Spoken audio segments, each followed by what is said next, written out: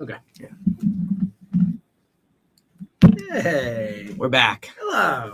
Finally. I think people are going to be excited to hear your voice. There's been a so. lot of Elliot in the feed. A lot of Elliot. A lot of shorts. A lot of... I love them. The more Elliot, the better. Yeah.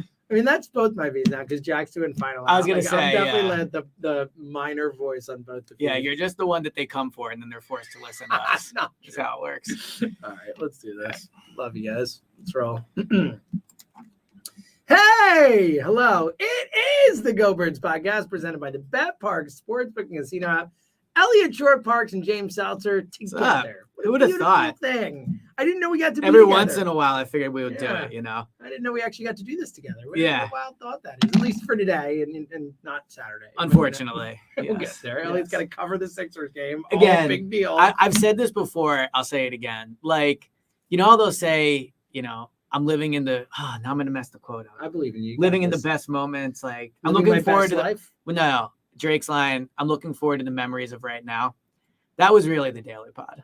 Like, little did we know at the time. And I think we all knew it was a special time. The Eagles were on a playoff run. The magic. Yeah. It was magic. We'll get back to it. We'll get back to it. Yeah. Plus, we got the draft coming up. We got a lot of well, fun let me time. tell you. A lot of fun stuff to do. I am officially, and, you know, only 2 weeks out. So why not? Yeah, buddy. I almost tweeted this. I didn't. I have figured out the 2023 draft. Like, really? I have such a good read on it. It's almost insane. Well, all right, so that's what we don't even have to jump right into it, but I just we don't. Let's catch up for a sec. But, right. But that is what we're going to talk about. We're going to dive into draft. Elliot's big. I have my big board. My top 10 guys at number 10. I like this. Yeah. 10 options at 10. 10 and 10. Feels like the better version of the 5 at 10 5. and 10 is good. Oh, 10 at 10. Definitively better than the 5. Yeah. I mean, does anyone listen to that? I don't think so. Well, I guess if you just got in the car. Yeah, I guess if you have to. You turn it on, right? WIP exactly. And it's on, that's fine. But no one's like, oh, I got to hear it at the top. Right. Yeah. I'd also like to say this really quickly. There's been a lot at the station love these type of lead-ins. Really quickly, yeah.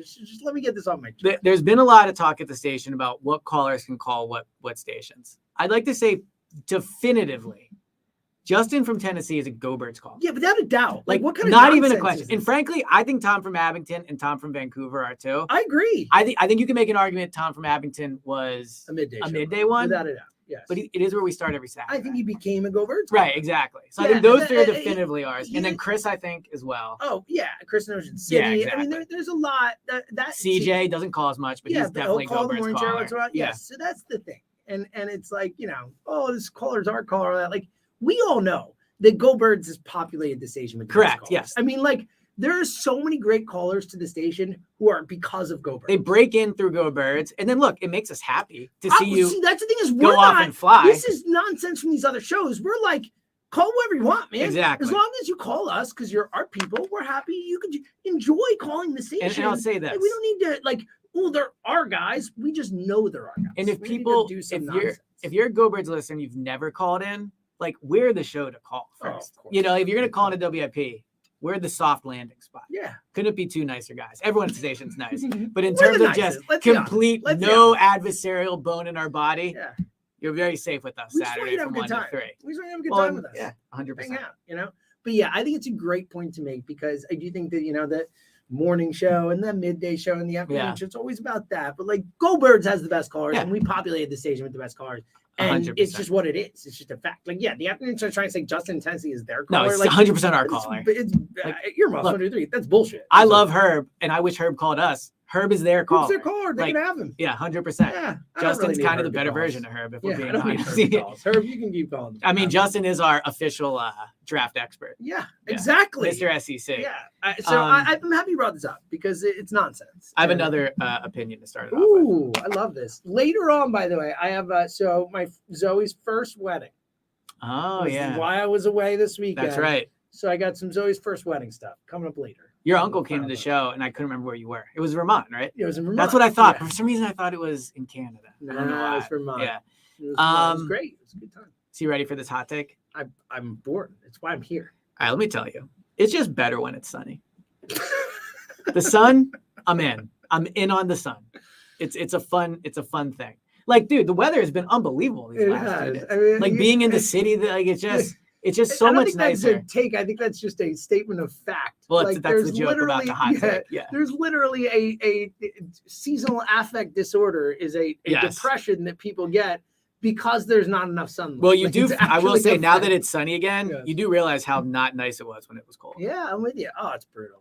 Yeah. Give me the sun. I do prefer pants to shorts. But. So I same. Agree with you. Yeah. That's a hot take. Now that's what you should elaborate. I mean, that's when we're people are like, are you out of your mind? Shorts are the best. I think that's just like a pants fact. Are better. Yeah. My sister has a saying. I think it's so true. Like, shorts are for kids and tourists. Yeah, I think it's great. Great line. I like 100% true. I'm with you. Like, people wear shorts to work. I'm like, I know we work in a pretty chill environment. Like, you're at work. Right. Like, you're an adult at work and you're wearing shorts right now. I also think to wear shorts professionally, you have to be over 6 feet.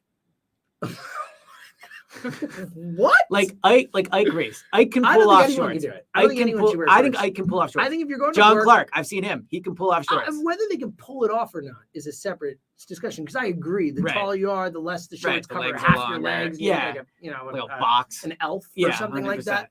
I agree with that, but like the correct take is no one can wear shorts to work. Like, sorry, it's work. So, like, if you work outside, I mean, they're mitigating. But for sure. Like an office, like you're going into the office today, whatever that office is, no shorts.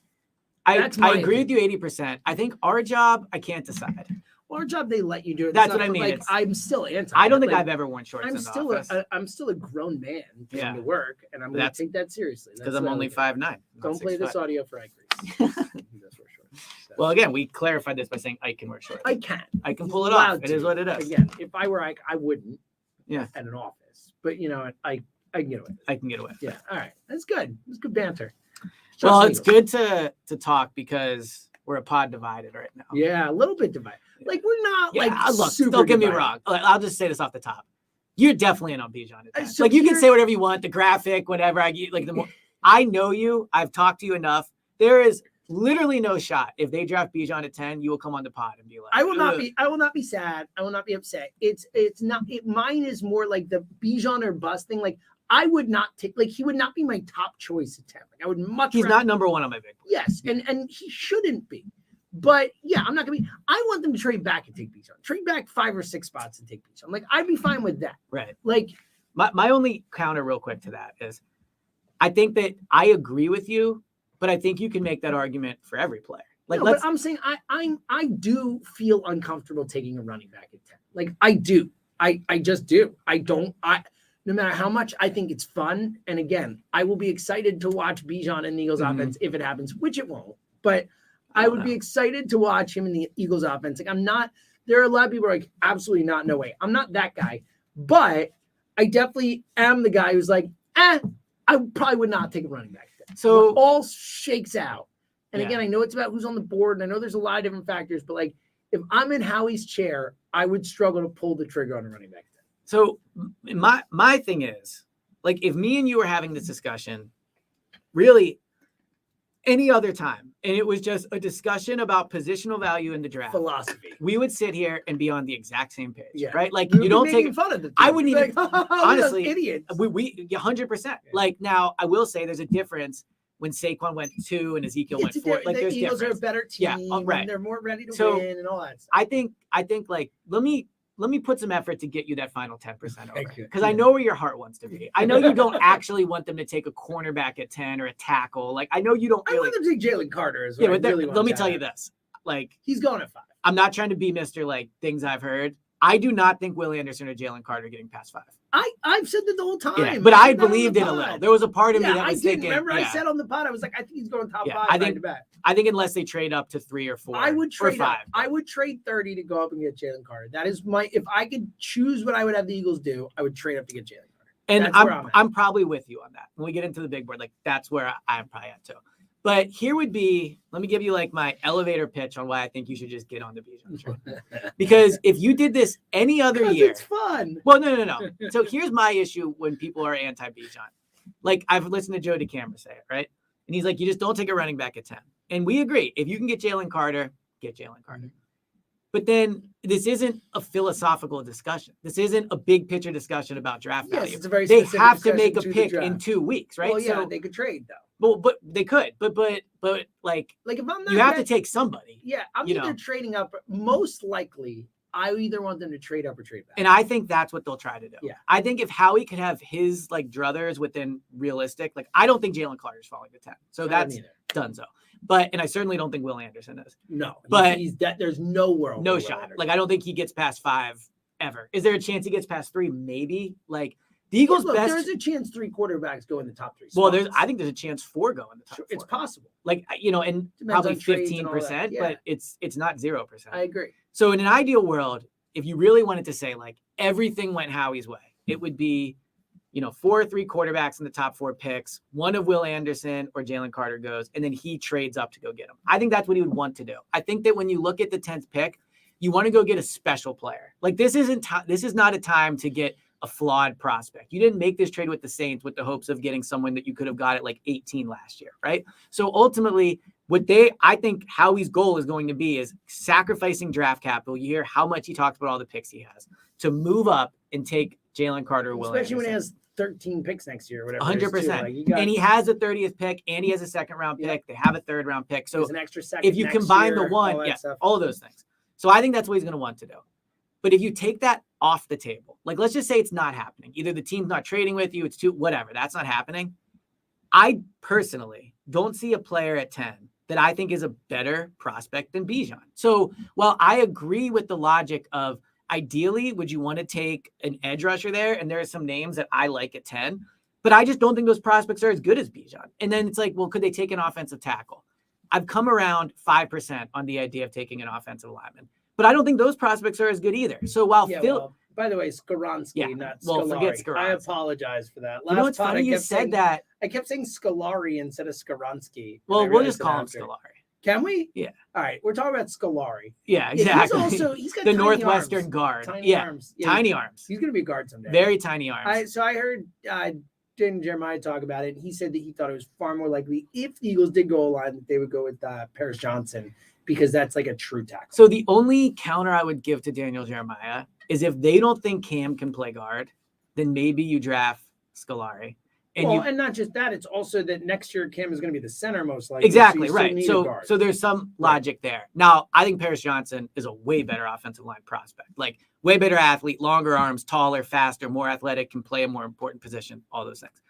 But when I look at 10, I feel like if you're not going to you're almost not you, but people in general, like they're talking themselves out of Bijan because of a philosophical disagreement with taking a running back. But sometimes you just have to look at the exact situation and say what it is.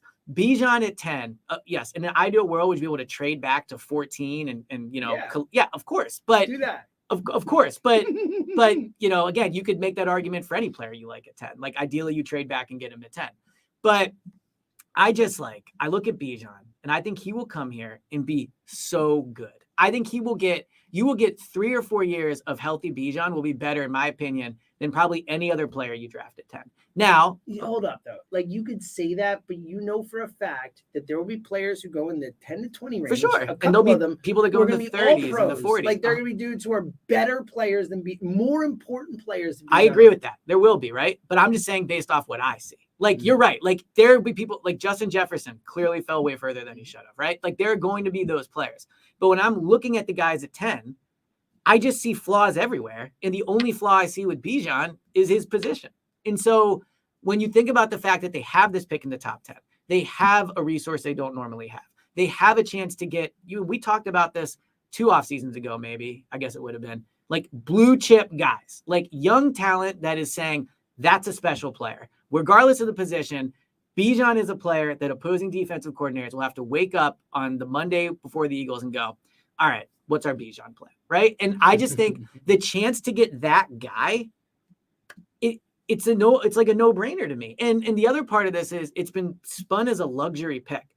Miles Sanders touched the ball over 300 times last year. There is no luxury in getting Bijan. No, but it's a position. Again, the point is that with the Eagles' offensive line, with Jalen Hurts making the running back better, you can get 80%, 90%, whatever you want to say of the production that you would get from Bijan from someone who costs way less than him, both in draft capital and in salary. Because that's the other thing with the 10 pick is you're paying a running back like automatically by year 3 or whatever. Bijan's going to be like in the what it would cost for a franchise tag almost for a running back. For sure. Yep. Maybe not quite there. Yeah, he'll be like half that. So it'll be $4 million the first year, right? 6, 8. 6, oh, yeah, you're right. 13. That's what I'm saying. It's like 8.9 is the number. At that point, the franchise it'll go up a bit and stuff, but that's what we're your talking point about. is correct. The financial aspect of Bijan is bad. That matters. Like we're talking about, it's not just using the 10th pick in the draft for running back, which is a massive use of draft capital on a position that is usually not worth that spot. I know it's an extenuating circumstances, but also you're paying them way more at that spot than you want to pay a running back. Like their whole running back room right now costs like a couple million. You know what I mean? But like my counter that would be like their whole running room right now might suck. But they don't need. That's the point. Like they made Miles Sanders look better than he is. They make anybody look better than they are with Jalen Hurts and that offensive line. Well, like if Rashad Penny stays healthy, I think he could be one of the best running backs in terms of production in the NFL. Now I don't expect him to stay healthy, but like the point is like you can find dudes, you can fit dudes in, and they can be better because of your system and your situation for so much cheaper. And yes, Bijan can be that much better, and I get it. I'm not saying like they're going to be Bijan. I'm just saying that when you're talking about allocating resources and building a team, especially a team where your window is the next, you have a window right now, but you also have Jalen Hurts. You're about to sign him a contract. Like he's going to be part of this thing. Like you need defensive players. You need young guys who can come in and step, especially if you're like, I think Jordan Davis is going to be better than a lot of people do, but a lot of people don't. Yeah, I'm not high on him. Like what's your defense? And I don't disagree with that. And that's why we both agree that Jalen Carter and Will Anderson are the two guys, but they're not like, it feels unlikely. Like again, I would trade the 30th pick. I would trade out, man. I would. Either one. For Will Anderson or Jalen Carter. I agree. And even then, I'm doing the thing that I know is the smart football thing, not the thing that I want to do, right? Like, I think Jalen Carter will be great. I think Will Anderson will be great. You know me, I'm Mr. Offense. And I don't even like running the ball, right? So this is a little away from me. But I just think that ultimately, like think about the running back draft that had like Dalvin Cook and all those guys. And they got Donnell Pumphrey, right? Yeah. So I think you are right. You can find running backs. And Aaron Jones is in the 4th round of that draft. Yeah. But it's harder. Like, you know what I mean? At the end of the day, Christian Pacheco, Isaiah Pacheco just went in the 7th round, and they like was one of the great players in the Super Bowl. But I just look at it and I go $500,000 or $800,000 or whatever minimum type thing. I feel like the Eagles went through this span of maybe 2 years where they didn't invest top resources in the skill position players. And I think they've changed on that. They paid AJ. They drafted Devontae. But the skill position players they believe in, like tight end, for sure, right? Receiver positions. But I think a lesson from that is like you overpay for elite talent, and Bijan is an elite talent. Personally, I think the best argument against Bijan is I also like Jahmyr Gibbs out of Alabama. Yeah, I do. So if we're sitting in a draft room and I trust your football opinion or whoever, like, and we're sitting there going, man, Bijan's a 10, but I'll tell you what, Jahmyr Gibbs is like a 9, and you can definitely get him at 30. That's a good argument against it. But my whole thing with Bijan is they need a special running back. As much as the passing game was improved last year, and I obviously believe in passing, we'd all be lying if we didn't say the backbone of this team right now is the running game. Like when they have to do it, they run the ball, right? And I just don't trust their running backs. And so if you're going to tell me Jahmyr Gibbs at 30, I like him. I'd be in on that. But I can't go into next year betting on Rashard Penny in this group. Maybe Penny stays healthy and he's awesome. I think that's a possibility. I'm not risking a Super Bowl potential season on the body of Rashard Penny. And it's unfortunate that he's hurt all the time, but he is. And so if I know I can get a guy that'll come in and could be the best running back in the NFL next year, I'm doing it. Yeah, I can tell. Yeah. Yeah. I look, again, I'm not going to be upset. I'm not one of the, I think like DeCamera, you mentioned Joe. Joe is very fervent in saying absolutely not. No matter what.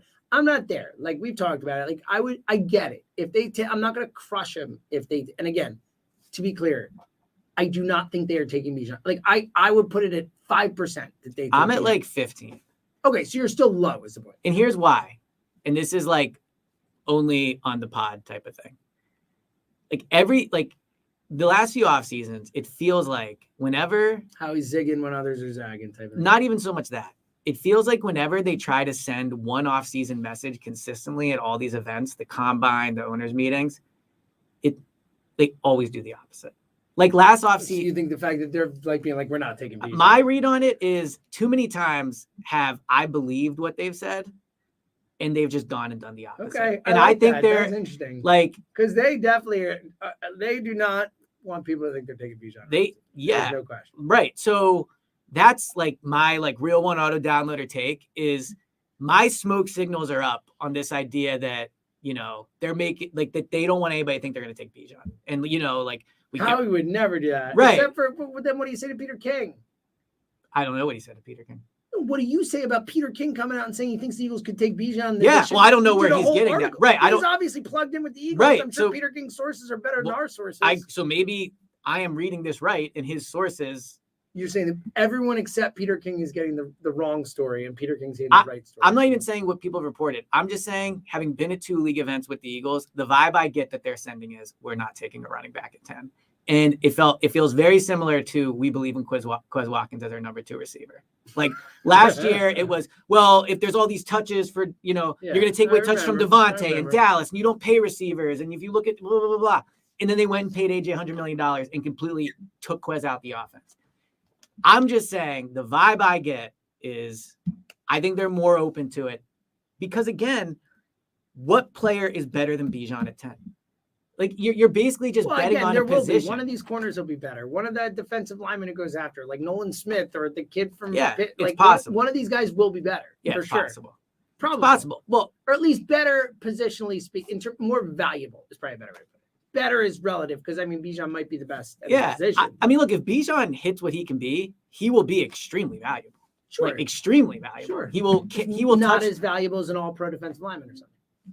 Yeah, but also Bijan will touch the ball 20 times a game. Sure, like that's a lot. Again, he'll be valuable, but not as valuable as the.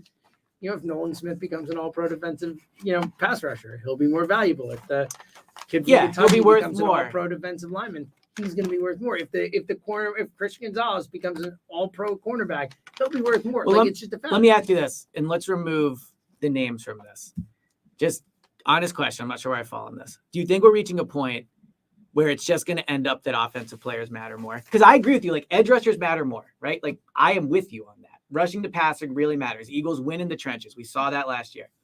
Do you think we'll get to a point though where there's just so many points scored and the ball and the rules are so leaned offensively that a running back could end up being more valuable just with how much they touch the ball? Like, I don't know. Look, I definitely think that I think a lot of things are cyclical. I think a lot of things go up and down and change and stuff. So I would not. But look, I think the NFL right now is in as big of a run the ball moment as it's been in a really long time. So like I do think that running backs maybe are slightly more valuable now than they've been before. Maybe that's a trend that Howie can get out in front of. Maybe that's something they see coming, and that who knows, right?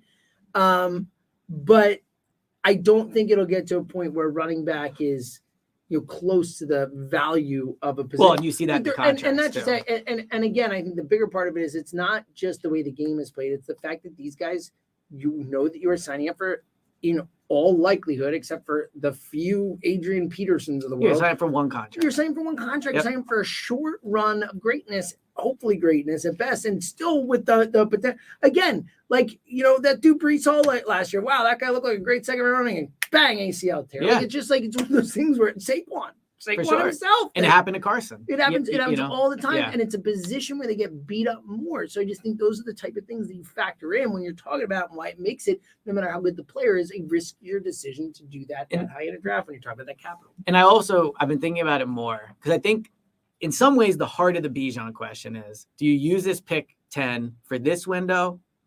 Not Window Nation, but this window. We'll get to Window Nation. We Nation. will. Yeah. God, I love Window Nation. Yeah. It's actually could be a good bet, like the window. Is the Window Nation in the Window Nation window. Window Nation window. Where are the Eagles at? Their Window Nation. Yeah, exactly. Right. That's good. Like this. So I'm a big fan of organic content. Yeah, I agree. It just happens. I agree. So don't force it. Do they use the 10th pick on this window to win? Or is this about the next is this about like 3 years? Well, is this about trying to steal 2 windows? Exactly. The idea being we get someone who can help contribute some now, but next year is going to be really awesome. And then for the next 5 years is such a massive part of what we do. Yeah.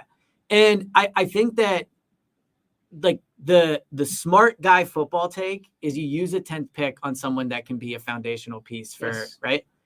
But I think that sometimes we might lean too far in that and going. I think like that's they fair. have a chance to win the Super Bowl next year. And if you add Bijan, no player, barring like someone being way better, like Jalen Carter might be close. Will Anderson might be close. But Nolan Smith is not having the impact that Bijan is. Most likely. Look, there are Most guys likely, who, like, right. Sometimes there's just like, oh, like, again, Justin Jefferson, no one expected him to be the best rookie receiver ever that seen. is fair. And he was, right. you know. So there will be guys after, but I get your point. The way like you look at it, it's very unlikely that if all the players are on the board at 10, if they say at 10, it is by far, because running backs contribute earlier to begin with. It's a position where you can contribute early. You don't need as much learning on the job. You don't need as many reps. You don't need as much bulking up in Nolan Smith's case or whatever it is, where you just hit the ground, for lack of a better term, running. Yes. Well, I get your point. Maybe it's okay to be able to be a little selfish here. It's okay to be a little selfish and irresponsible and go, you know what? He's a great prospect.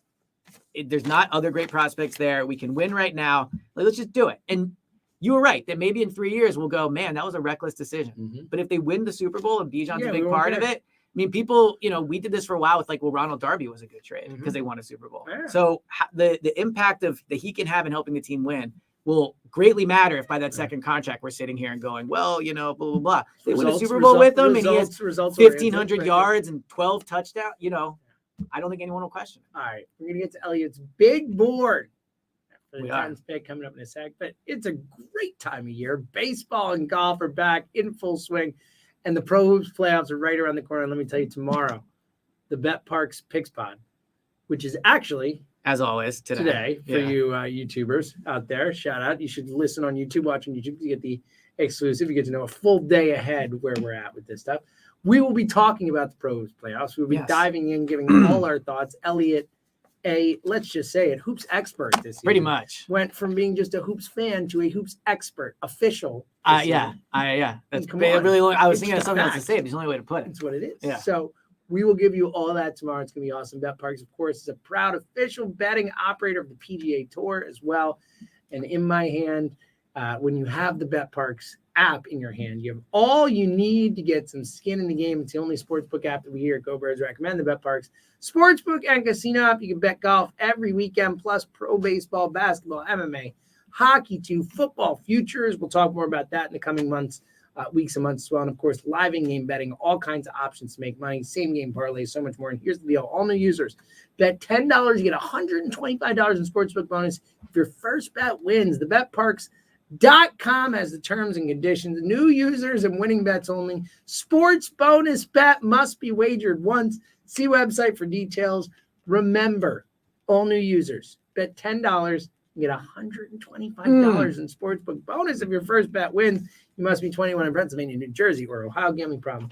Go on here. Another upside of having the Parks app is you can create viral content online. Like you see it all the time. I saw this one video. Somebody bet, I wish I remember the player, but the over-under was 20 or 19 and a half. They had 19 points in the first quarter, didn't score the rest of the game. And they made a video of them watching it. So get some skin in the social media game. I saw someone with I can't remember where it was, but it was someone who had back during the tournament, they had like Florida Atlantic, like at the beginning of the year, it was like 10 to win like 100,000 if they won it. And when they lost on that last second shot, the video. That is like, again, this is why you don't gamble to win. You gamble to have fun. Yeah. It's just, I frankly can't imagine not doing it and being a sports fan. But teach their own, except I judge you. So dive in. So look, we just talked about the Eagles' window to win, right? Look at this. I'm happy Window Nation is part of the family for a lot of reasons. But I will say, since they've come on, I've really started to appreciate windows. I think sometimes they're taken for granted. Like, that's a good point. You buy a house, you don't think about you get a house, and you're just like, those are the windows. Like, I get worried about other things in my house. You don't think about all the impacts windows have. Like, not only now that it's nice out, and I've made it clear I'm pro sun, that you have to have good windows to get a lot of sun in. The hottest take of the day. Yes, but the other light. I'm a fan. Big fan, right? But the other, you want to hear something really funny? Yeah, I do. You're the second person today to tell me that they're a big fan of daylight. I'm happy it's taken off. Like Angelina said the same thing. Yeah, we were talking about how you need naps or whatever. With my schedule, his old schedule used to be in the overnight. He's like, yeah, I never really used to take naps. I was like, oh, that's crazy. Right now, he's like, oh, he's like, you gotta get blackout curtains to cover your windows. Did you get those? Yeah. But he was like, No, he's like, I keep my curtains open always. It's wild. And he goes, I'm a big daylight guy. It's a wild man. It's like hilarious. Then we got 2 daylight guys. Yes. It's great. So but that is part of why windows are important. Yes. They are a big part of your house, right? Keeps your house warm. Well, that's where I was about to go. Super important. The thing that you don't realize about windows when you take them for granted is how much they impact your house. Like you think of it just as sun thing, but when I signed up for Window Nation and got the sheet, you learn a ton. Like if they're sticky, drafty, cracked, hard to open, or locking when they close, like you need new windows. But also the longer you have those windows, the more you're paying in electricity. Mm-hmm. And I don't like my adult brain never connected that really. Like if you are letting heat or air out of your windows, you are literally throwing money away, right? So what are we going to do about it? What is this Go Birds family going to do about it? We're going to call Window Nation. It's the only way to get about it. And of course, they have so many great offers going on right now. If your home is 20 years or older, which means you probably need new windows, Window Nation has the perfect offer for you. You get 0% financing for 5 years. That's unheard of. 0%, 5 years. Plus, Window Nation will give you 2 free windows for every 2 you buy. So you buy 2, you have 4. As discussed on the last pod, houses do have more than 4 windows for the most part. Protect and invest. Protect and increase the value of your home today. How do you do it? Call 866-90-NATION. That's 866-90-NATION, or go to windownation.com and tell them Go Birds. Tell them Go Birds sent you. They will be so excited to hear that. And you know who'll be excited that you did it? Us. And if they go, give me your phone. And you just add it right there. Yeah, and you just download the button and be like. It's a win-win. You get new now windows. Now you're an auto downloader too. 100%. Because I know they want to be if they're not. Yeah, I mean, we already know most are.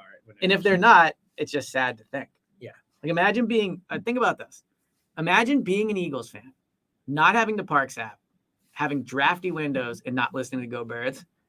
I couldn't be friends with someone like that. Yeah. It'd be hard to just take them seriously. Yeah, honestly. Like, what do you think about the game? I'd cut them out of my life. Yeah. No. 100%. Cut them out. I wouldn't even let them listen to the pod, if I'm being honest. But I can't. Sadly, I don't have that kind of control. Well, we started off by saying we're 2 of the nicer people here. I would ban them. I think ultimately we would let them. Yeah. I don't think we'd have it in us. 0% chance I would not let anyone can listen. Yes. Welcome aboard. All right. It's time. So I've been doing all my ESP draft guide things in the pod feed. If you haven't listened to them, and if you have, I appreciate it. But I feel like because of that, I have a very strong read, I think, on this draft. I love this. And who I think are like actually legit number, like where if they draft these guys at 10, I would come on and understand it somewhat. I don't think all these guys in most drafts are worth the 10th pick. Like some of these guys, I think in most years are probably more the 17th or 18th pick. But I think because like Bijan. Yeah, like Bijan. but because of this year's draft, which is weak, which is why you take Bijan early, it all relates back to Bijan. But I think that there are guys that at 10 that check enough boxes where I think it makes sense. Now, in terms of trading back, I was going to put that on my list of 10, but I didn't. You know, if you think, like, this is where you trust Howie's info. If you think you can get the guy you would take at 10 at 14, do it. Yep. I just think even in this draft. If you have like 3 guys you like the same because to your point, there's no one that jumps off. Right. And you think one of them will be there, I'm good with that. I just, like, they gotta get a guy. They got to get a guy. Big for next year. Like, again, like if you trade back to 10 to 20 and get a first for next year, like, hell yeah, do that. I'd have to think about Especially if you're talking about what a weak draft. Yeah, no, you're right. I'd have to think about it. Like, I'd have to see who's on the board and everything. But you're right. In a macro sense, with it not being a strong draft, I think there's an argument. Mm-hmm. Especially next year, it's viewed as a way stronger quarterback draft, which means that if you're still in on Jalen. Like, So, all right, let's do it. So number 1 on my big board, and this guy's not going to be there at 10, but the whole point of this is guys I think are worthy of the 10 pick if they were there. Right? No, I put Jalen Carter. Wow. I would have expected you to go ahead. Yeah. Here. So I almost did. And maybe those are my 1 and 2. And they're really close. It's 1 and 2, giant gap for me. In the Jalen Carter off the field stuff, I don't know how to feel about it. I don't know enough about it. Same. I don't know him. Like, so. You know, I always say like that. This is one of my things. And it's why with evaluating quarterbacks, like I will never say moving forward, unless I just think they're like horrendous for some reason or whatever. Like you with Zach Wilson, you just knew. Yeah, like, you just know. Know. But like I need to be in a room with him. Like I will never be able to really because of the Jalen Hurts corollary. Like you get in a room with that guy, you're like, oh, you know it then, right? You know it then, and that's the biggest disadvantage we're at. I just don't know with Jalen Carter. I don't know. I think the Eagles. I will trust the Eagles to do their own work, especially with 2 of his former teammates in the building and all that stuff in terms of the type of guy he is, the work. Because again, the off the field thing is one thing, and that's its own thing that we don't really know what happened. We don't really know. We weren't a part of it. Obviously, legally, he's not being, right. So, but I'm much more, my concern with Jalen Carter is about the, being overweight for the pro day and this type of stuff. That's like where it's like, and I think it can relate to all the stuff going on in his life. I get it. So I think that the homework on him is very important. So Hugh Douglas made this point, and I want to try to share it, but I'm also curious for your opinion on it.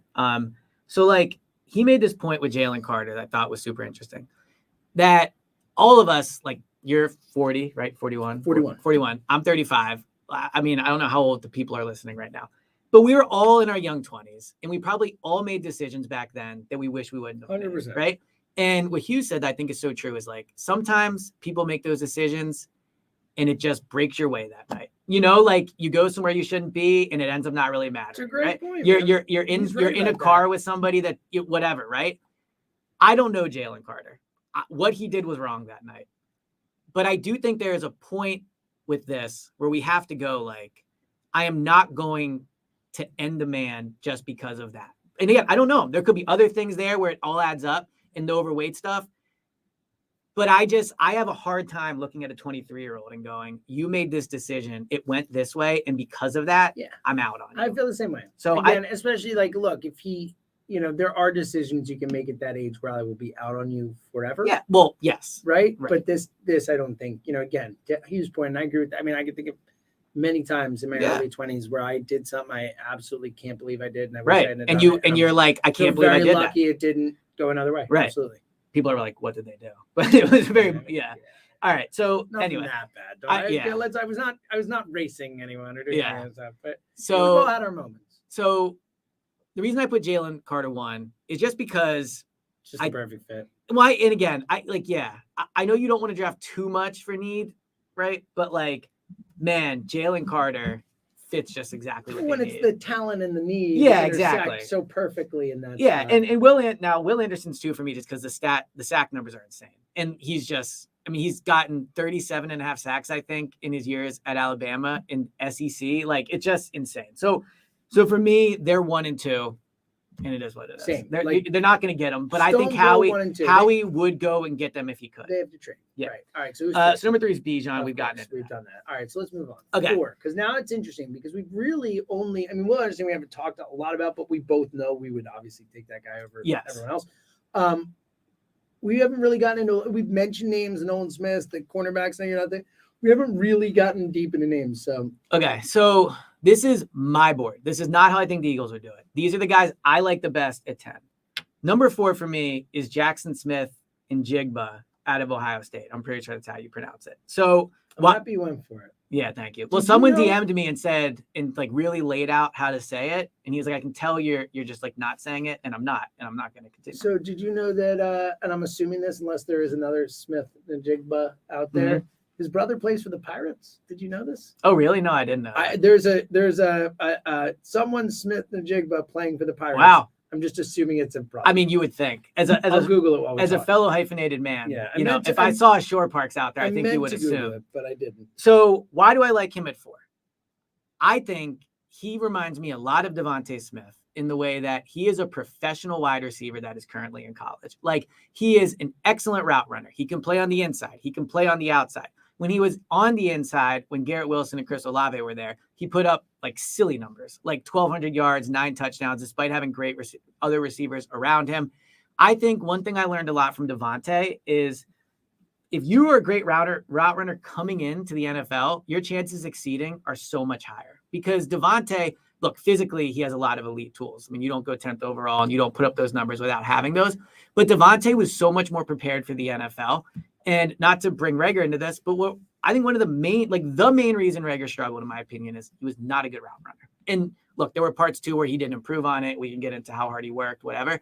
But ultimately, I think Jackson Smith will come in and be able to contribute day 1, week 1, snap 1. Now, why I don't think they'll take him is because I don't, think they want to invest in another receiver. 5 straight years. Yeah, he doesn't have elite straight line speed. Like, Quez has elite straight line speed. Obviously, Jackson, in my opinion, is just way better. So you sacrifice a little bit of speed.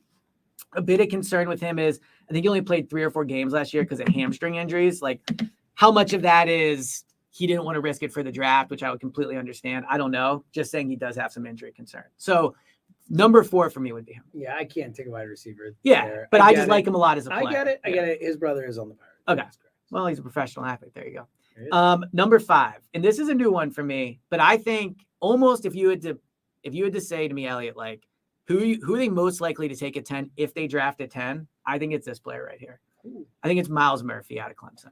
Really? I think the league is higher on him than I think the outside world is. He is like 6'6" or 6'5" or something like that. Long arms, like great athlete, super strong, played at Clemson, is an edge rusher, is big enough if you needed to move him inside in a NASCAR package, but is quick enough on the outside. You read about him as an athlete and you see words like freaky, elite, like he is twitched up, like he is ready to go athletically. But what I think he has over guys like Nolan Smith, not only the size, is he has good sack production. I think he had at least 6 sacks each of the last 3 years or something like that. He had, I think, 8 or 7.5 last year. Played at a big-time program, plays a big-time position, super great athlete, like needs coached up. Like what you read about him is he doesn't have a great plan of attack as a pass rush, but they can coach that into him. So proven track record as a pass rusher, great athlete. I think he checks all the boxes. So our draft expert Justin Tennessee was a fan of Tracy Rocker at the pro level. Yes, yeah. So that's yeah. So I'm in on Myles Murphy. I think they are too. Like if they draft someone at 10, and you mentioned we don't talk about a lot of names, I think he's the guy where a lot of people go like, who? Like that's the anger guy of like, oh, they took this guy, I don't even know who he is. I think it's Myles Murphy. Where is he going in most of the mocks? Is he like? So this is what's tough. A lot of mocks have him later than 10, but I just think people in the league are. Well, look, mocks are always off. Yeah, so. I think he's the guy that gets where everyone goes like, whoa. And I could be wrong, but I think he has in some ways a lot of the things you're looking for in an edge rush prospect. It makes sense. Outside all right, who's next? Okay, Khalil Kancey out of Pittsburgh. Sure. Interior rusher, can get after the passer. Not as big as Jalen Carter, but he checks all those boxes. Undersized for sure. The value of having Jordan Davis is you can go with a bit of a smaller guy if you need to. And I just trust his ability to get after the quarterback. Now, a concern is if he's double teamed, but if he's double teamed, then he's doing something right to begin with. So in a draft where I don't think there's great pass rushers, like overall outside of 4 or 5 guys, I think he's the second best interior pass rusher. So I really like him. So if they took him at 10, much like Myles, I think it would be viewed as an overdraft, but I think he could turn into someone that is very, very much worth that pick. Okay. I would be happy with that pick. Number 7 for me is Nolan Smith. I like the Hassan Reddick comp. I like that he's amazing athlete. I like that he's super fast. Like one thing I think I've learned from covering the Eagles is how important it is as an edge rusher to not get your sacks in college with power because people are bigger in the NFL. Nolan Smith didn't get a lot of sacks, which is worrisome. But if you look at his ability to get to the quarterback, he's right up there with like Chase Young and Aiden Hutchinson and those guys. In fact, his pressure rate is almost exactly the same to the decimal as Will Anderson. So he just didn't close. He just didn't close. Now, we could debate, like, is that worrisome or is it like the quarterback's getting rid of the ball and whatever? But he would be number 7 for me. I am a little concerned about the injuries and I'm concerned about the size. But in a flawed draft, I'll take a super elite, a super athletic edge rusher that frankly comps to Hassan Reddick, and they know how to use Hassan Reddick. So I like Nolan Smith in number 7. I agree with He'd be 7 for me. All right. Number 8, this is me. I'm like getting bullied into this pick. I actually don't feel strongly about him, but I'll concede to other people. Tyree Wilson out of Texas Tech. People say he's really strong, which worries me. Like okay athlete, I should say. Good sack production. Some people think he's the best edge rusher in the draft. I disagree. I think it's Will Anderson. But ultimately, if I'm not taking Bijan at 10, I do think you go edge. Like I don't like any of it. This is just more a position pick than a player. Right. This is I see him high on every single board, so I'm like, okay, I'll put him. Okay, there. That's what that. I think it's a great take. It's not a like strong me opinion. Like I feel strongly about these other guys. I get it. Tyree Wilson has been bullied. Okay, good. Okay. Number 9. We don't support bullying, but good. Right. This is a little bullying, but also like the responsible part of Elliott. Paris Johnson Jr., the tackle out of Ohio State. Again, I would not take an offensive lineman at 10. But I also understand it's a responsible thing to do in some ways. If Lane gets hurt and is out for the year, that will really impact the team unless you have a top 10 prospect to tackle to go in. He can play guard. He played at Ohio State. So if Cam doesn't play it, you could try him there. Mailata really only has one great year of play, so who knows? But he's just raw.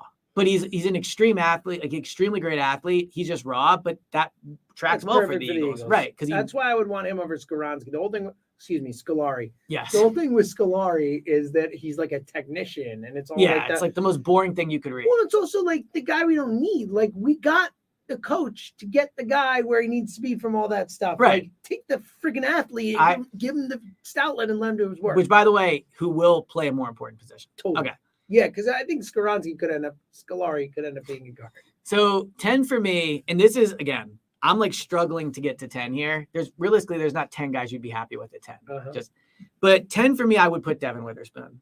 I would not take him at 10. So he's the corner you like the most. He's the corner. I like Emmanuel Forbes and Keely Ringo like at 30 or in the second round more, just if you're taking into account like value of where you're getting them. Mm-hmm. But if you told me, Elliot, we're taking the Gonzalez, Witherspoon, I'm out Joey Porter, the whole thing. I'm like out on Gonzalez. Really? So I read in a few scouting reports things about like needs a fire lit under him. For me as a number one outside corner, I'm with you on that. Again, don't want to judge the guy just like Jalen Carter. Like who knows? But you don't really read that in scouting reports. No. So when I saw that, and to be honest, playing at Oregon, I got that vibe from him anyway. Yeah. There's something about that conference where I don't think they have like tough physical. So it's him, Witherspoon, and Porter, the top. I like Porter too. Those are the top three corners most people will think of. So Witherspoon, what I like about him quickly is he's long. Size, and he does, again, I don't know these guys, but just you go off what you read and clips and interviews and stuff. Football guy. I just think he has that. The football guy. Yeah.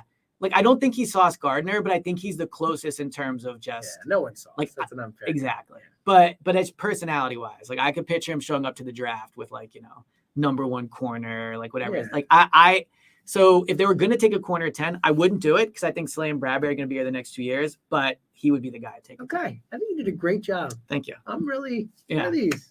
Watch, they'll not draft any of those. Yeah. I would be stunned unless it's Luke Van Ness or I guess Scolari. Luke Van Ness is the real possibility. Oh, I would hate it so much. I would not like it either. No. I'm just not an Iowa guy. Yeah, and like fully out on doesn't Iowa. Play a ton, and like everything you read is he just wins by pushing people over, and I don't love that. Yeah. I mean, name the great players who are not offensive linemen out of Iowa. And also, go ahead, I'll wait. Look, outside of offensive linemen, name the great guys from Iowa. I'm waiting. I can't think of any. That's the point. Yeah. But got some kickers. Also, just look. The name is the name. It's a fun criticism. I'm just kidding. I don't know, man. Luke Van Ness is an edge rusher. Horrible. Yeah. Horrible. Yeah. He sounds like he should be in a comic book. Whereas Bijan is like that's a guy. Like Bijan is Carter. Like it's a one name thing. Jalen Carter. Like, yes, exactly. That's a football guy. Will Anderson. Luke Van Ness. Football name. No, thank you. Yeah, I agree with you. He sounds like he sounds like it'd be a comic book. Anything with Van, it's like it's tough. I'm out. Yeah. Or if it was a hyphen, I might feel different. But it's not even a hyphen. It's like Van space Ness. All right, this is really outstanding work, and I think you've informed the Go Birds listeners in a way that I think is important. It's important. Yes, I agree with you on that. Okay, wow, time flies. Man. Yeah, it flies. Time flies when you're having fun. It really does. Yeah. I totally misjudged my timing. I told Emily I would be done around 12. I mean, not like 1. I totally missed that. Well, I don't know how you think you'd be done at 12 doing high hopes. I was an idiot. I thought I was like around 12. I was thinking like 30 and 40. And right. You might be home by 1. I would like to look. I love to tan on my roof, so I am all in. For...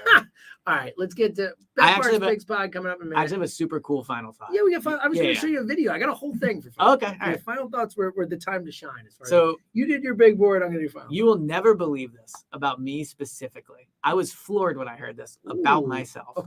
I had no idea. What a lead in this! Like you learn about yourself every day. You ready? Okay. So when I was younger, the house I lived in was like this close to being the house that they shot Silence of the Lambs in. What? Like the scene where like I've never seen the movie, but like they're like in that cave or like in that I know hole. Exactly where it is. Like that they almost picked the house I lived in to be that house. What? Yeah. Isn't that crazy? That is crazy. My mom told me this past weekend and I was like are you how? So what was the story? Like I was like, I don't even think I was 2. Like so they were just like looking for houses. And they liked the house. Now, my parents didn't own it at the time. We were renting it. We were the only people in the house, but it wasn't physically their house.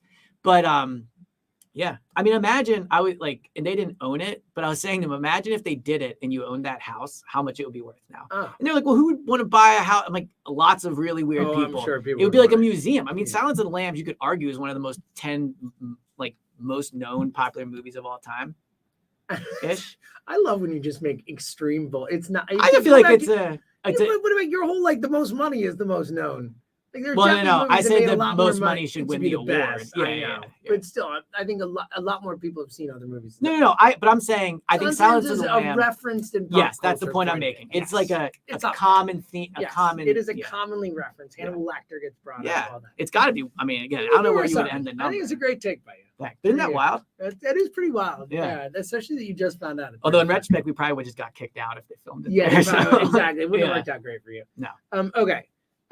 So we took Zoe to her first wedding. Shout out to my buddy Chad. Shout out to JoJo. Congrats to Chad. Great wedding. Chad and JoJo. Awesome couple. The last of my high school buddies to get married. Great name combo. Yeah. The last of my high school buddies to get married. We've all got is the last one. Did it. We went up for rage. It was a great time. Unsurprisingly. So my daughter, for those that don't know, is me. For those that listen to the pod and don't know, yes. James has a daughter. She is literally me. Oh, yeah, she is. Yeah. She is so she looks like Emily, thank God. Her personality is like she does look like Emily the more than me. Yeah. I have some more stuff similar like the faces. eyes, the nose is me. But like the attitude is like full on. Right. Self. Must have been a hell of a car ride for so Emily. Here, let me show you a video and I'll edit it out of here. But well, you can probably just keep it. I can just probably keep it, yes. Yeah. So this is unless it's like 4 minutes. So this is my daughter at the wedding. Are you ready? With the band. Oh my God. So she's kind of like me too, I guess. Yeah. She is jamming out. I love that she has, is that a real mic? It's an inflatable microphone. Okay, I was going to say. That she spent 50% of the wedding walking around the dance floor with an inflatable microphone. I was like, are you that on brand? Like on the nose? Like you're literally walking around with a inflatable microphone throughout this. I'm like, awesome. Well, it's like you in a lot of ways. But I also think on a serious scale, like, it's a serious sign of how much like self-confidence she has. Oh, you know, dude, like great. in that way, like she is like not afraid. She's a walk into a room and say, "What up, bitches?" Exactly. Like I will be the one that will be getting and we this love attention. That. We're good. It's a good, 100%. Yeah, she's very confident and very she's a cool girl. But yeah, anyway, I had to. That's awesome. That's a really cool video. Good song too. I mean, I feel like song. she knows those words. Yeah, so it was really fun. If you've not gotten a chance to take your kid to a wedding yet, it can be trying at times. There were a few moments where we were like, Zoe, not cool. We'd like to just drink at this point. So Zoe, I'm really annoyed with you. Right. But for the most part, it was a really, really, really cool experience. Well, it looks awesome. Yeah. And again, I mean, so shout out to Zoe's first wedding. Four. So I don't like 20 years when she's getting married. She'll be up on, I could play that video exactly. Me and you will be singing a song. It'll be a good time. It's gonna be great. Yeah. All right. Live pod after. Yeah, live pod. All right. This is awesome. It was fun. I missed you. It's good to get in the room together. It's vibes. Yeah, it's good to guess be back. What? Not another one Saturday. coming for you guys. If you are on the YouTube, and maybe in between pods, I'll show you guys the video too. Because someone said my haircut's great. Thank you so much. Ooh, that's great. All right, so Bet Parks Picks Pod is coming up next on YouTube. Yes. Tomorrow, if you're listening to this today, it'll be out. We're going to preview the NBA playoffs. It's going to be awesome. So until then, he's like James. Fun story in between pods. Yes. So I've been ending the ESP draft guide by saying he's Elliot, I'm James. I love that. And Tucker, our producer, texts me and goes, "Do you mean to be saying this?" I was like, yes. People, like, Tucker, do you listen to this people show? will get it. Clearly, Tucker does not listen to it. Tucker, not a fake real one. Yeah. All right, here, I'll show you guys the video. You're going to show the video? Yeah, nice. why not? So we'll live online now. Here's Zoe at the wedding with the lead singer of the band. Just absolutely crushing it. Like going for it. What a psycho. God, I love it. I just love how everyone's around looking and she could care care less. Like she has no realization that everybody in the room is looking at her. Pretty good stuff. So anyway. Very good stuff. Yeah. Anyway. Looks like it was fun. It was a great time. Shout out Chad and JoJo. All right. Let's do the Bet Parks. Let's do it. All right. I'm opening the app. It will live online forever. It will live online forever. I do feel super weird about that. And that's why you'll notice, like anyone who follows me, like I very rarely put Zoe out there. Like, well, my sister, her daughter is, I think, like maybe about to be 3 or 2 or something. and she's never posted a picture. So online. I've only done it like 3 or 4 times. Like I did it when Kobe passed and the girl dad thing, and I was trying to support, the idea of the girl dad. So I put a picture of her out then. When she was born, I put out the baby pic, and I think there was baby pic kind of doesn't count because doesn't count. They don't really look like her. And then I did for both the Eagles and the Phillies. I did she did the Go Phillies, Go Eagles. So I put that because that was adorable and whatever. But like I'm right there with it because it's like she doesn't know. Like I don't want to put her out there without her knowing. Like I she agree. has no, like people that make like Instagram for their kids and stuff. It's crazy to me. And again, I get it when people do it. It's just for me, it's not. Yeah, it's not good. All right, should we do it? Yes. All right. Hey, hello. It is the Go Birds podcast presented by the Bet Park Sportsbook and Casino app. The Bet Parks Picks Pod talking. Listen to this, folks. Listen to this. This is a special thing because we decided for the NBA playoff preview edition of the Bet Parks Picks Pod, where you can gamble and make money, to bring a bona fide NBA we got a special guest. Yes, it's Elliot George-Barnes. What's going on, guys? I'm happy to be on.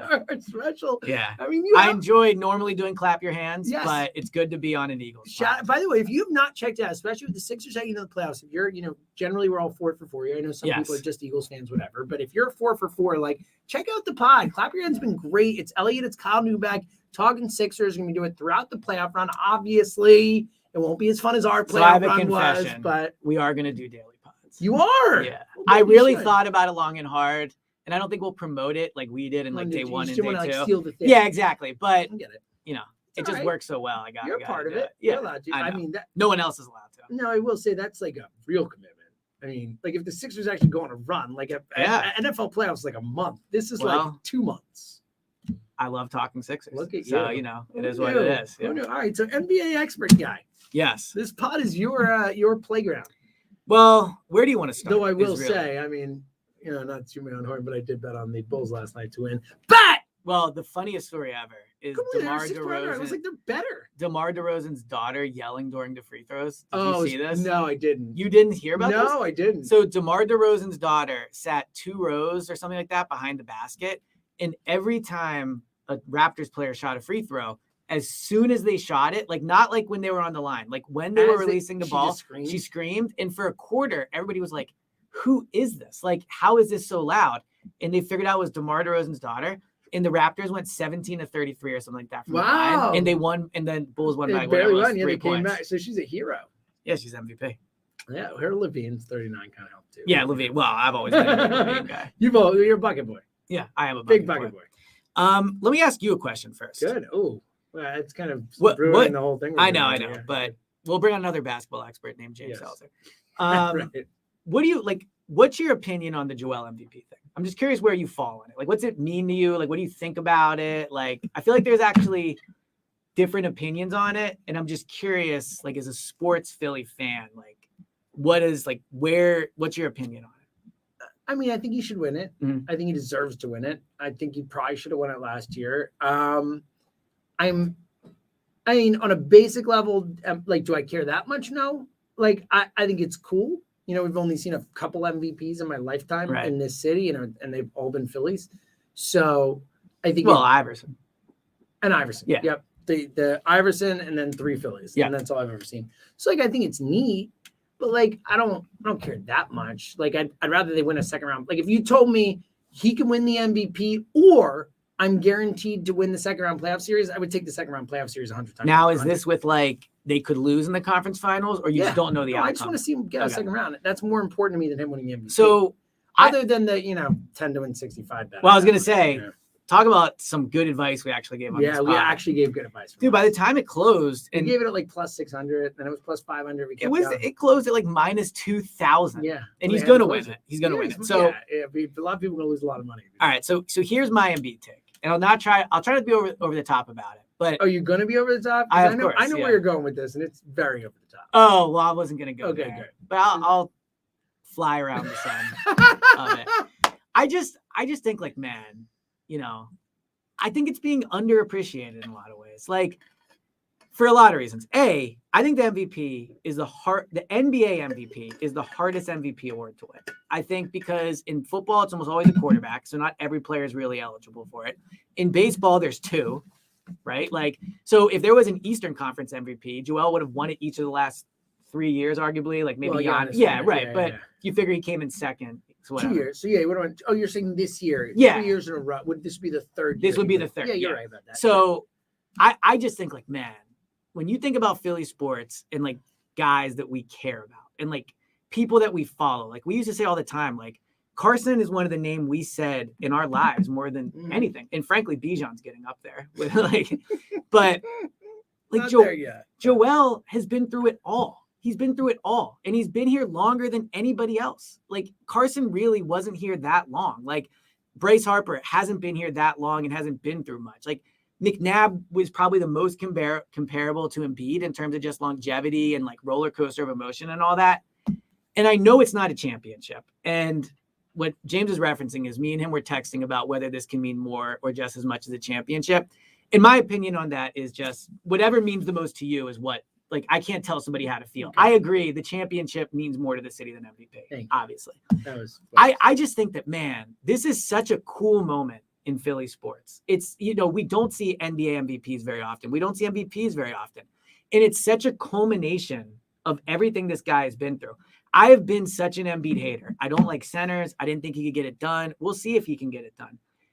But he's like, what he's doing this year, when you take into account everything he's done already and the improvement he took this year, like we are watching one of the best athletes that will ever suit up for Philly sports. Like like I would be surprised if this city sees many more athletes that are as good as Embiid. And for him to be recognized as the best in the league as a player, I think it's so cool. Like, so I don't own a lot. I own a lot of soccer jerseys, but I don't own a lot of like other jerseys. But I do have an Iverson jersey from when he won MVP in 2001. And I bought an Embiid jersey this year because I think like it's just cool to say like in 20 years, like this will be something we'll talk about for forever. This guy is the best player in the NBA. He's the best player in Philly sports right now. He's been through so much. I just think it's such an awesome moment. And I think because of the playoff failures, people overlook it or go like, well, you know, like get out the second round, right? But I don't know. I don't think we should overshadow this. I think it is such a cool moment when he's going to win it. And I hope everybody just like super appreciates it because who knows, maybe he'll win it next year. But we're not going to see a lot of athletes as good as Embiid often. And so we should appreciate it while he's here. Get out of the second round, big dog. I strongly disagree with that. Look, I will appreciate it, and I'm happy he's going to win it. And, you know, I think it's cool. I think you're right about that. But again, like if they lose in the second round, like it just won't matter as much. Like it is what it is. Like he needs playoff success. Like it feels hollow. It feels hollow. So I think they don't have to get out the second round this year. I think you're crazy. Well, here's why. I think they could lose. And again, we have to see how it plays out 100%. It doesn't matter. Well, okay. But if they lose, it doesn't matter. Okay. No matter how they lose the Celtics, if they go game 7 and they lose on a Kawhi shot again, instead of the Tatum shot, it will still be viewed the same way. It will be a disaster. It will. So I don't. Not a disaster because people expect it'll be disappointing. But it's disappointing. It'll be disappointing. And it will take shine away from the Embiid MVP. It just will. So I don't think it will. And the reason I don't think it's as important. Look, like he needs playoff success. I'm not disputing that. It's what it is. I mean, it's not like it's legacy. Like legacies are built on playoff success. They're not built 100%. I agree with that, right? Which is when you look at like all-time Sixers or Philly athletes list, he needs more playoff success in order to get there, right? But I think when you look at this year specifically, heading into the postseason, the other two best teams in the NBA are in their conference, right? Like they could lose to the Celtics in the second round, and I don't think it has that same that same sting that losing to the Hawks did or the Raptors or the Heat. So that's why I don't view it. I don't view it as upsetting. But it's because of the accumulation of it. Like if this were their first year in the playoffs and they lost a really tough battle to the Celtics, it'd be like, oh great, like we were against the Raptors. But it's also a very different team. You know, like it doesn't matter. Well, but I'm saying if again, it's second round, second round, like it just is what it is. Right. But they haven't made the conference finals since 2001. Right. But and prior to that was 1985. But when you say they made it twice, it doesn't matter. It's that's the thing. You're talking about players. I'm talking about as a fan. Yeah, I'm talking about I get the that. Sixers. Yep, I get that. Sixers. And I've known them my whole life, and it's all one thing. Yeah, it's all the and same it would thing be very disappointing for sure. It's like what it would is. It's a disaster from an organizational. I just think it's not a disaster because they are the third best team in the NBA. I get in it. my opinion. I get your point. If they were in the West, I think they'd make the finals. I don't think they're going to win. I'm not expecting them to win the second round. Right. But it is what it is. Like, it is accumulation of the years. You have to take it into account. See, but I don't think those like them losing to the Hawks doesn't impact my opinion of this team. But it does. It's the franchise. It's all the franchise. We're fans. We follow them each year. It's like, I get it. It's a different group of guys. I mean, there's some same guys, but they're a different group. I get it. It's not technically the same thing, but it is for us. It's Embiid. And it is for us as fans. It is. Like, it's just the way it is. Like, no matter what you want or what you think should happen, that's what's going to happen. No, you were right. Yes. People will be upset. Yeah. Second round, like, it is what it is. So 100%. I'm just stating facts. No. I agree how people will react. I'm just saying, I think how they should react. And I disagree. I think as a franchise, the Sixers need to get past the second round for me to feel good about anything to do with the Sixers, you know? Again, like, I'm happy for Embiid. I want him to win it. It's a great achievement. But will I look at it like less fondly if they don't get out of the second round? Yeah, I will. Yeah, and it'll be definitely very disappointing if they don't. It's just what it is. People look back and be like, yeah, great season, but they lost the playoffs. 100%. You know? I don't think the baggage of past years should impact how you view this year. But it is what it is. It does. But it doesn't. But I guess what I'm saying is it doesn't have to be that way. No, but it's a different team. Like, Ben's not here. Harden really wasn't. That's not the way it works. No, but remove how it works, though. I'm saying. But it doesn't. That's, again, you're saying don't think the way you think. Like, it's like saying don't feel the way you feel. Like, this is just correct. That's how you feel. I'm just saying that's not. Yeah. Because the vast majority of Sixers fans feel. I agree with that. And I get it's not how you feel, but I'm saying you making this pitch, like, I appreciate it, but it doesn't change how I feel. 100%. Yeah. But I guess what I'm trying to say to fans is, like, if they lose and again, let's see how it plays out. If Embiid is bad, then of course, then you're sitting here going, here it goes again. If they play great and lose to Celtics, if they still lost to Celtics, I get your point. I just don't think there's any shame in it. Look, shame is maybe a different thing because they are losing to a good team and all that, but it doesn't. Yeah. But it is what it is. How fans are going to react to it is what it is. I just think the frustration of these past years has been about how they've lost because, like, they were better than the Hawks. Embiid was hurt against the Heat. But regardless of what it is, they still lost, and we're still coming off all those years. So they could be playing the freaking 2001 Lakers in the second round, and it would still be a disappointment if they lose. Right. It's just what it is. Yeah, and I get the disappointment part, but I think if you look at each season differently, this year in itself, losing to the Celtics or the Bucks is not bad.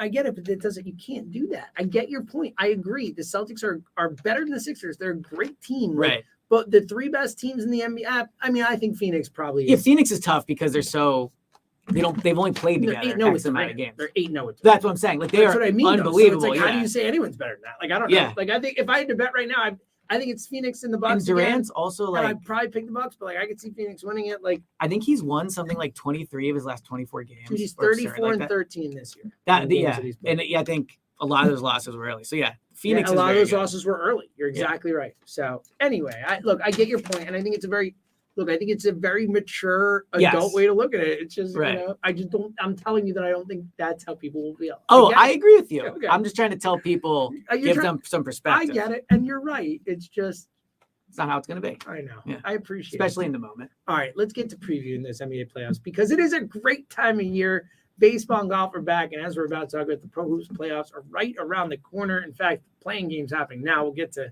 tonight's games in a minute. BetParx, the proud official betting operator of the PGA Tour as well, betting on golf. A lot of opportunities to make money.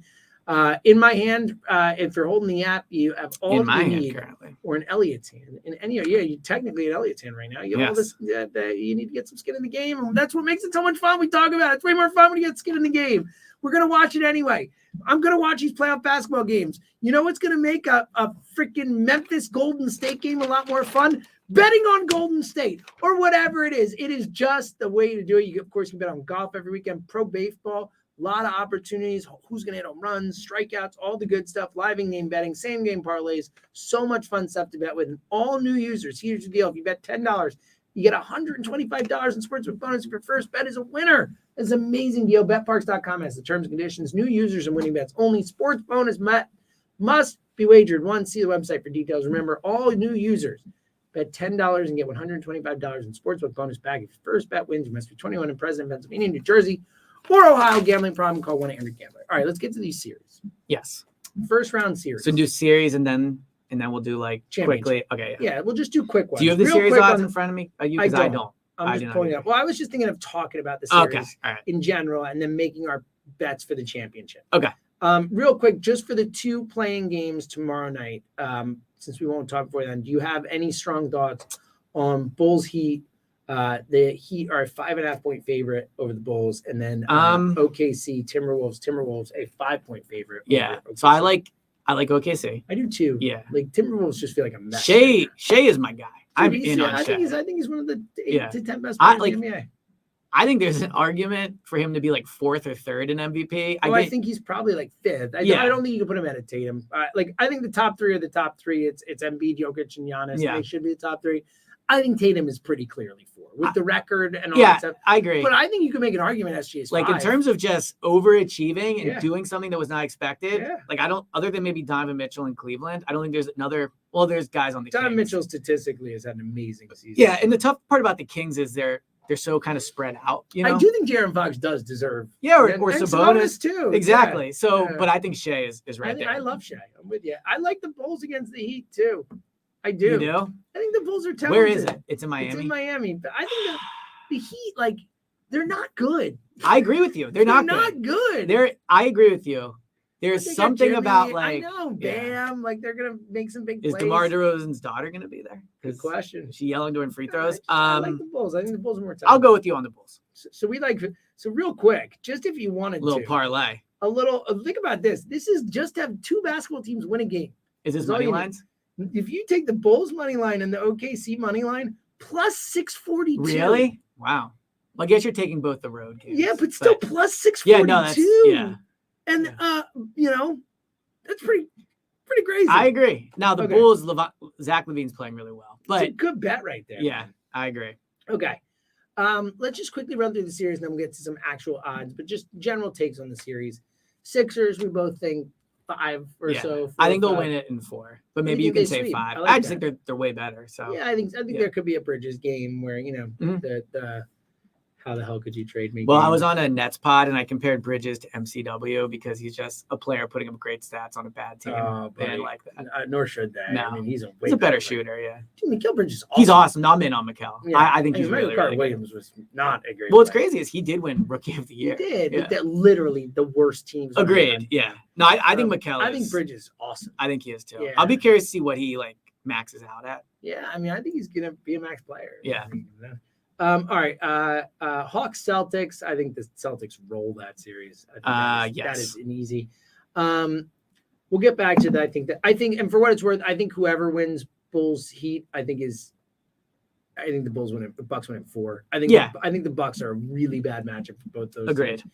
Teams. I think the best series of the first round though is Knicks Cavs. I think that's a freaking awesome series. And now Julius Randle, his health, obviously a massive part of that. Like, I think the Cavs win the series. I think the Cavs are. I do too. Cavs are good, man. And Donovan Mitchell's a playoff guy. Donovan Mitchell's a guy. Give me the ball when you're a bucket guy.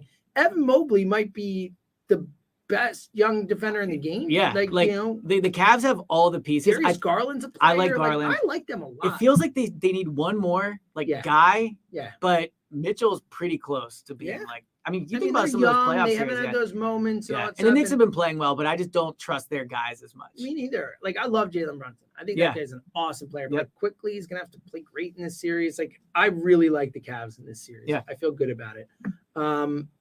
Western Conference. Now that's where it's most interesting, and we'll get to odds to win it all in a like sec. insane. But like the whole Western Conference, the Western Conference this year is as wide open a conference heading into a playoff tournament as I remember. Like, and you would think that wouldn't be the case if Jokic was so good, but hey, I'm not the. It's just I agree. I just love your shots. Yeah, it's just so funny. It's like he's almost 3-time MVP, but hey, I think Denver rolls over OKC or Minnesota. I agree. I was really, really hoping it was going to be Lakers. Oh, it would have been great. Lakers would beat Denver, in my opinion. They might. Yeah, they might. They've been playing better, but I don't know, man.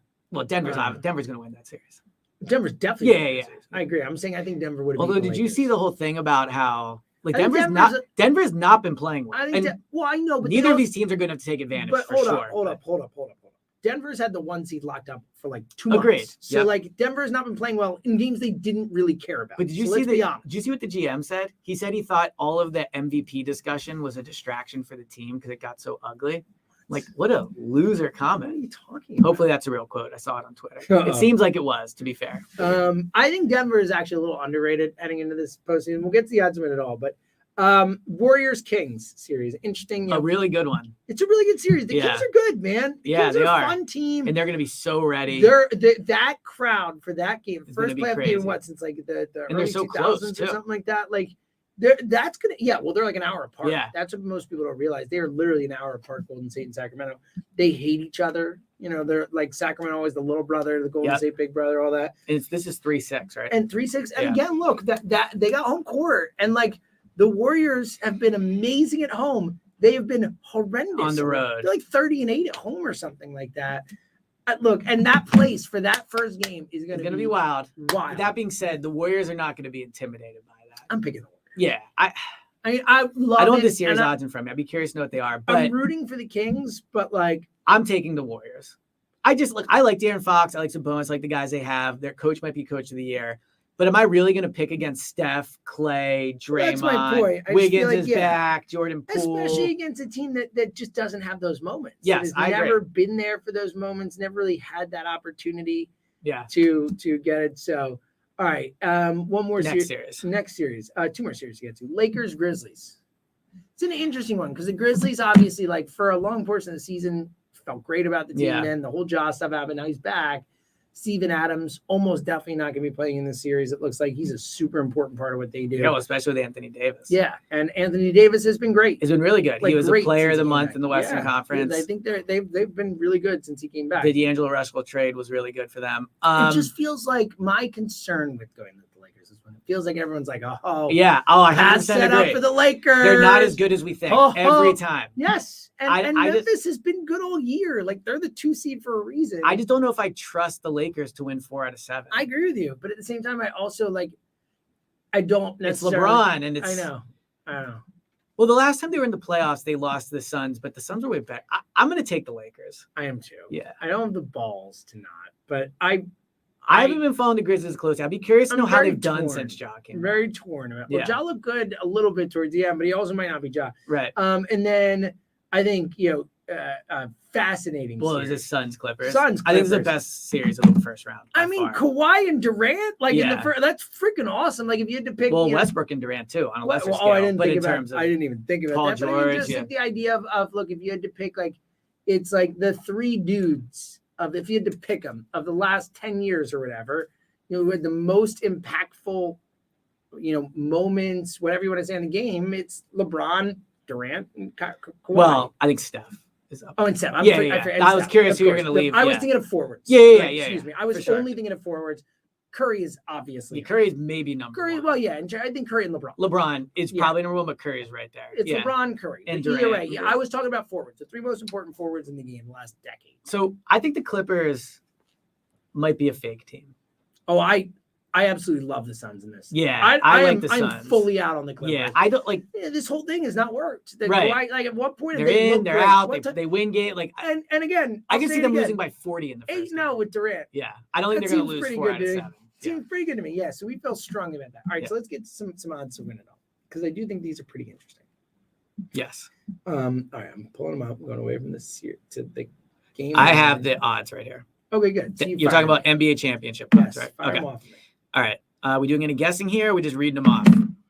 Oh, let's guess. Why not? That's fun. Well, I have them. So All right, so are we doing the whole NBA or are we doing my whole conference? NBA. This is Okay. the NBA championship. So I would guess the Bucks are the favorite to win the title. They are. Okay, what is it? Plus 200, 300, Real close. 225. 225. Okay. All right. So Bucks are 1 at 225. I would guess the Celtics are 2 Yes. at plus 350. Yes. No way, really? Oh yeah. Wow. Good call. I didn't Is realize. it Yeah, really you plus guessed it right on. 350? Yeah. It's so casually. So I think they're the 2 best teams. But I think because they have to play each other, I'm a little surprised. that they're the top 2 Yeah. odds, but it's But I guess they basically just figure whoever wins that's going to win Yeah. the title. third. I guess this do everything's the best in the West. The Suns. Yeah, the Suns. Yeah. Okay. What are they? Plus 5. Close. 450. So you're doing well. Yeah. Okay. Next is This is where it takes a bit of a leap. Well, it should I'll be the say. Sixers next. I don't think it will be. I'll say Denver. Next. Denver, yeah, plus 800. Look at Well, that. sorry, I shouldn't have said that. I wouldn't guess. And then next up, this is very surprising to me. I get it, I guess, Is but it the Warriors? the Warriors, Yeah. plus 800. Then the Sixers. Sixers, yeah. Do you want to guess what the Sixers I are? mean, plus 9 or plus 1,000. Yeah. So you're not going to like that bet. But like again, I think they're No, the I don't third. hate that bet. Yeah, I think they're a top 5 team. For it's just plus so 1,000. tough because they have to beat the It's Celtics and the and the Bucks, Bucks, and and then that's why the also odds it are so- comes out of the way. But Yeah. on the flip side, if they do that and they're healthy and playing well, like, I think those odds are not that bad. Plus 1,000 comparatively. but also Like, every year I talk myself into it. So based on odds, so I think if I just picking a team to win, I'm going to pick the Bucks. I just think they're the most complete team. They've shown they could do it. But odds wise, I kind of like Phoenix. Yeah, I think Phoenix has the easiest path. I think Phoenix has the easiest path. They're in a conference where I just think they're the best team. And I think, could I see Durant, Booker, and Chris Paul winning the finals? Yeah. I can Well, see so that. I was gonna say, I know Giannis is better than Booker. Like, I get that, but you can make the argument like Phoenix has the best 2 players in the series just because Booker can be unbelievable. And Giannis is too, for sure. Giannis is the best player in the series. Well, Giannis has I think earned healthy that. Durant. I do too. You know me. I'm Mr. Durant. I fight for Durant whenever anyone Yeah. gives him crap. But I mean, Giannis has earned it. All right, well, Giannis- then maybe how about this? The Those two Suns of would the have 3 3 of the best. best 4. Yeah. Chris Paul, you could argue Drew. I Drew think Drew's better than Chris Paul. Middleton's been pretty in Dude, and out. Holiday was awesome this year. Yeah, I actually think Drew Holiday is like one of the, I think he might be he's one of awesome. the 10 to 15 best players in the NBA this year. Drew Holiday. Yeah, With I'd have the to go through defense it, and all that but stuff, you can he's make up that there. argument. Do you want to keep going at this point or no? Let me think I don't want to keep going, but let me think if there are any of these teams that I would actually. Okay, so of all the teams we met, so I think one of the teams we mentioned already will win the title. Like I would be, let's put it this way, I'll be very surprised. Yeah, I think one of these teams are winning the The title. 2 teams that I can in my head envision, obviously the Lakers. Like I don't think they're going to. I don't think they're deep enough. All that, but like They're plus 2,000. would LeBron and AD for plus 2,000, like 1 out of 20 times, do they make a run? I could see that. And we mentioned it before, and I don't think it'll happen. But would it be the most shocking thing if that young Cavs team went on a run? Oh, see, yeah, I wouldn't do it, but I'm saying I'll bet you their odds are pretty high. Plus, 4,000. oh, okay, I was going to say, yeah. So okay. I actually, well, I think they're a fake team. Just from the odds, I would take the Clippers at plus 4,000 over the Cavs at plus 4,000. because the easier path. Well, the tough thing is the Clippers could be out in the first round. They Yeah, play the I, mean, Suns, but I think the Cavs are a little underrated. I think plus 4,000 is really high. it's really high. Again, and I then would- the other ones are, Knicks are plus 10,000. The Kings are plus 4,000 is a little interesting. Like, yeah, that is because the 30 conference seed. is so bad. And if they win, then they're facing. I would probably they could face go- Memphis. If Memphis wins, that's real doable. yeah, I would probably go in my order, like Suns plus 450, that would be my number 1. Sixers plus 1,000, and then I would probably just go Bucks. Or no, I would probably go Warriors plus 800 just because Oh yeah, I the would track probably record. yeah, track record. I like that. All right. Yeah. There we go. We will continue to talk playoff strategies. If you remember from the last few years, Elliot and I have had so much fun Yeah. betting on the NBA. Well, player playoffs. props too. Player prop, the whole thing. Yeah. It's all coming. All coming. Every week. Bet on SGA's player props. That's what I do. Let's go in and win. All right, final thoughts, buddy. Yes, I have one, but let me. I love that you write them down now. Yeah. Well, I saw you did it, and it was Do you want very me to, good. You want me to go? Yeah, you go first. So this is a kind of mine is I have a really good one. okay, good. So you should go second anyway. 'Cause mine's not that great. Mine Mine might not. Mine's be kind of a two-parter. First, just quickly, because it's funny because I brought it up on the show before. I brought Mhm. up how Zoe loves to be called either princess or Yep. fairy or mermaid or whatever, but she also is very she has names that she uses. Like most recently, she's Jenny. Okay. Rachel. She loves to be For her Rachel. own name, like she Chelsea, wants to be yes. called that. She is Okay. that, but not just that. Then I'm a name. It's all these characters. So Okay. yes, for example, yesterday she was Jenny, I was Spark, Okay. Emily was Bitsy, and Ruben was I like Bitsy. Bitsy was great. Could be my Ruben was nickname. Buddy. Ruben was Buddy. So like little generic. yes, but it's nobody's okay. based on characters and something. I don't know what else Okay, you watch, but some alright. Barbie thing or whatever is my guess. Right. But the reason I bring it up is like her commitment to it. She Like sticks with it. dude, the single number one phrase that my daughter says to me is, "Do you mean?" Because whenever I say Zoe, she'll be like, "Do you mean Jenny?" And I'll be like, "I do mean Jenny." Yes. Like, but Correct, like Jenny. Yeah. with like I used the word zealot before, like a zealot. Like it is like It's a good word. if she's Jenny for the day, you better freaking call her Jenny. the whole day. Yes. Now, does she wake up, Jenny? No, she chooses during the day. Okay. Which way it's going. So it's a new one every day. Chelsea's a big one. Anyway, so that was one thought. The other final thought. I told you we've been rewatching the X-Files. You did tell me this. So for a while though, it feels like. Yeah, well, it takes a while. It's like Emily and I don't have a lot of time for TV. Yeah, it's true. Yeah. Really, like no time. Right. It's like we watch one a day. More or less. Like it's like our one like. It's gonna be embarrassing. Like 5 to 6 before I go to bed. Well, when you wake up at 3, so yeah. One show in, so you watch. Right. So first and foremost, the funny part is, so we don't let Emily look at the screen, obviously, or Zoe, right? She'll go, like it'll be tablet time. We'll watch 1 hour show, and she'll do her tablet thing, and she turns around and she like sits on her tablet away from TV because poor Jenny. But what funny part is she loves the open. I forgot about that. So when Zoe hears that, she turns around and goes, "My favorite part," and we let her watch it because there's nothing right. About it. Yeah. So, but she only likes like just the flying saucer part, and then as soon as the names come on, she's out. But I was actually bringing this up not because of Zoe. I was bringing it up because, like, dude, the X-Files is crazy. I've never like watched the fact that the X-Files was like on like network Fox TV. in the night, like. It's a horror movie. Well, you could get away with like a lot it is a horror movie. Like the X-Files, I love horror movies. X-Files is freaking terrifying. And there's all kind. I think about it a lot because we're watching with Zoe, and I'm like, don't turn around right now. There's all kinds of gore. There's all kinds of dead bodies and cut open and all kind. Like there's horrifying creatures and like it is like I can't believe that it was just like, hey, this show's on network television. So the X-Files is crazy. Doesn't sound like my kind of show. No, but I'll give it a shot just to see. Yeah, it's crazy. The craziness. It's a horror movie. Like a lot of the X-Files was basically a horror movie on television. So we're rewatching a show, but I'll choose not to name it. Okay. If you see me out in public, I will tell you privately. These are my favorite things when you do this. Yeah. The see me in public and all. Well, I actually have a great new take for like. Oh, you got a do I know this sports one? I don't think I told you. Oh, yeah, this is a new one. Good. So, all right, you ready for my final thought? You know I am. So I was looking at a globe recently, and I'm a little surprised we haven't just built new continents. And I know it'd be tough to do, obviously. I understand the logistics of it. Like, I understand why. But isn't it crazy when you think about how valuable land is, that there's just so much out there that is nothingness? Like, no one is capitalizing off of this. It's like, what percentage of the world is water? A ton, right? Like, there has to be a way. 2/3 of Yeah. Like, think of how valuable land is when you take into account, like, you know. Bro, don't you think that if there were... Oh, I know. Trust. I just wonder if we'll get to a point where, like, with overpopulation and all that, if I'm not saying you won't build like a legit continent, but like, you know, like. Would you know what the phrase for this is? And this is big in sci-fi novels because you will go to other planets and you will. But why? We have our planet right blank here. The planet to be like Earth. You are. Do you know what colonialize or whatever? No, it's called terraforming. Terraforming. Okay. Yes. What's like? Where's the core of that word? I don't know. Like you know, like words are like. Yeah, yes. Terra and I guess forming is sense. pretty obvious. What's the terra? I believe means planet. Okay.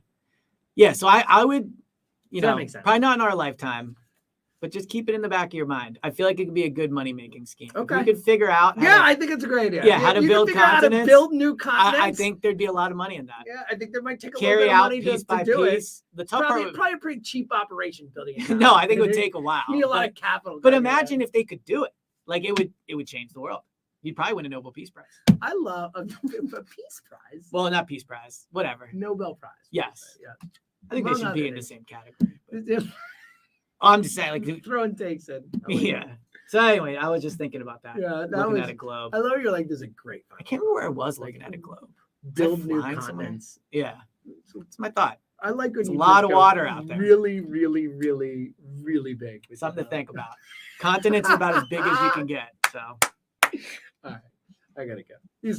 Oh my goodness, that was really, really good. Thank you. All right, he's like proud of that one. I'm proud of you too, buddy. Again, he's like that was hilarious. All right, thank you to everybody that is still watching. Thank you, everyone. Steve, Dank, always here. Jeremy, don't know if you're still here, but shout out to everybody. Very much appreciate it. Bye. All right.